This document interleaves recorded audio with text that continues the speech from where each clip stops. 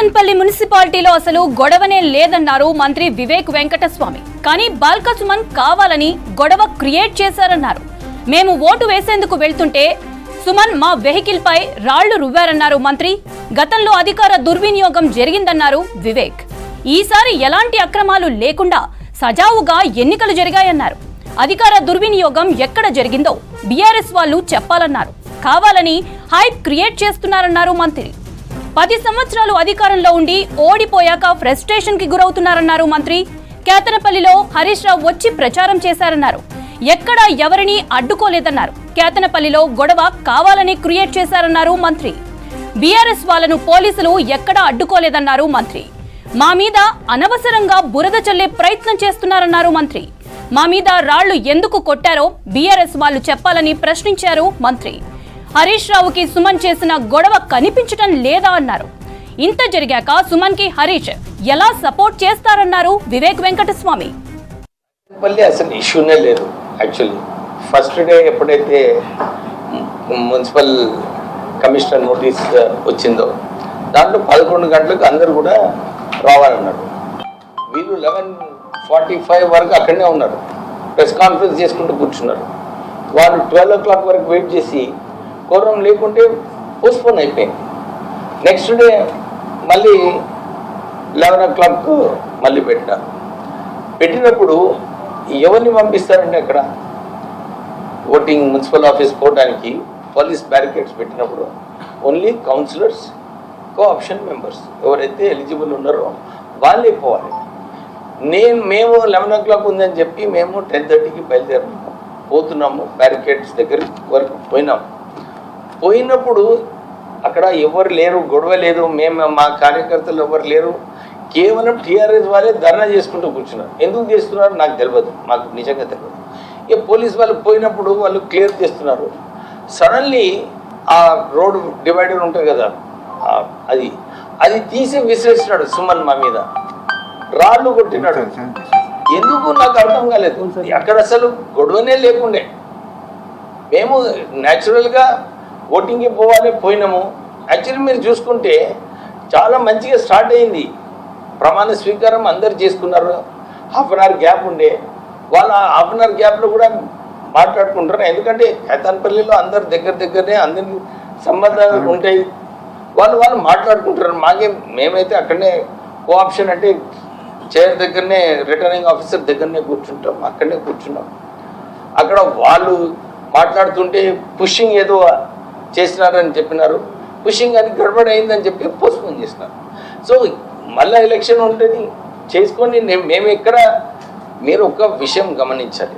ఈ last 3-4 days నుంచి సుమన్ రెగ్యులర్గా టీవీలో పోయి మేము అధికారి పార్టీ ఇట్లా చేస్తుంది అట్లా చేస్తుంది అని అన్నాడు. నేను వారికి ఇదే గుర్తు చేస్తున్నాను. పోయిన 5 years బ్యాక్ మున్సిపల్ ఎలక్షన్స్ కాలేదు. చెన్నూరు కేతనపల్లిలో ఎలక్షన్స్ కాలేదు. ఎందుకంటే అప్పుడు టీఆర్ఎస్ పార్టీ అధికారంలో ఉంది. మీరు చూసినారు అన్ని చోట్ల కూడా రూలింగ్ పార్టీ క్యాండిడేట్ ఉంటాడు, ఆపోజిట్ పార్టీ క్యాండిడేట్ ఉంటాడు, ఇండిపెండెంట్స్ ఉంటారు. ఎందుకంటే చాలామందికి ఆశ ఉంటుంది కౌన్సిలర్ కావాలని చెప్పి.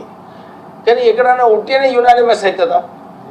యునానిమస్ అయిందంటే ఏమన్నమాట, వారు గుండాయిజము దబాయించినప్పుడు పబ్లిక్ అందరూ కూడా భయపడి మీకు అరెస్ట్ చేస్తాము ఇది అని జులుం ఉన్నప్పుడే క్యాండిడేట్స్ విత్డ్రా చేస్తారు. అందు గురించి లాస్ట్ టైము చెన్నూరు కేతన్పల్లిలో సరిగా ఎలక్షన్స్ జరగలేదు. అది అధికార దుర్వినియోగం. ఈసారి అన్ని చోట్ల ఎలక్షన్స్ అయినాయి. ఆ ఎలక్షన్స్ అయినందువల్లనే వాళ్ళు కూడా గెలిచిండ్రు. వారికి ఇబ్బంది ఏముంది నాకు అర్థం కాలేదు. ఇప్పుడు కూడా ఎలక్షన్ ప్రాసెస్లో మీరు చూస్తున్నారు, వాళ్ళు క్యాంప్ పెట్టుకున్నారు, అన్ని పెట్టుకున్నారు. అధికార పార్టీ మేమున్నాము. వారి మీద ఎక్కడైనా పోలీసు ఎవరైనా పోయి ఏదన్నా గుండాయిజం అయిందా? మా కార్యకర్తలైనా పోయి ఏమైనా చేసిండ్రా? ఎక్కడైనా ఎఫ్ఐఆర్ ఉందా? ఏమన్నా పోలీస్ కంప్లైంట్ ఏమైనా ఫైల్ చేసిండ్రా? ఎందుకు ఉంటేనే హైప్ చేయడము, అధికార దుర్వినియోగం ఏం చేస్తున్నారు? ఏం అధికార దుర్వినియోగం చేస్తున్నా అర్థం కాదు. నిన్న అసలు అవసరమే లేదు. ఒక ఎంపీ, ఒక మినిస్టర్ కార్ మీద రాళ్ళు కొట్టేది కరెక్టా? నిజంగా నాకు అర్థం కాలేదు. దాంట్లో ఏం లేనే లేదు, అక్కడ గొడవనే లేదు.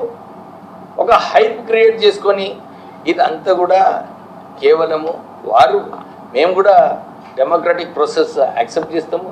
డెమోక్రటిక్ ప్రాసెస్ ప్రకారంగా కానివ్వండి, వీ హ్యావ్ నో అబ్జెక్షన్. కేతన్పల్లిలో ఏముంది, మళ్ళీ ఎప్పుడు పెడతారో పెట్టండి అండి. Election will take place and whoever is got majority will win. దాంట్లో ఏమున్నది? పుట్టినే వారి పాపము ఓడిపోయినందుకు అప్పుడు 10 సంవత్సరాలు అధికారంలో ఉండి అధికారం ఒకటేసారి పోయినందుకు కొంచెం ఉంటుంది బాధ ఉండదని కాదు. కానీ ఈ ఫ్రస్ట్రేషన్ ఇట్లా చూపించేది అవసరం ఏముంది?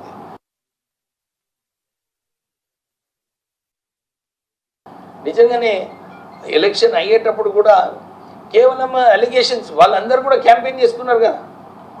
చెన్నూరులో క్యాంపెయిన్ చేసుకున్నారు, కేతన్పల్లిలో క్యాంపెయిన్ చేసుకున్నారు, హరీష్ రావు వచ్చి కేతన్పల్లిలో క్యాంపెయిన్ చేసినాడు.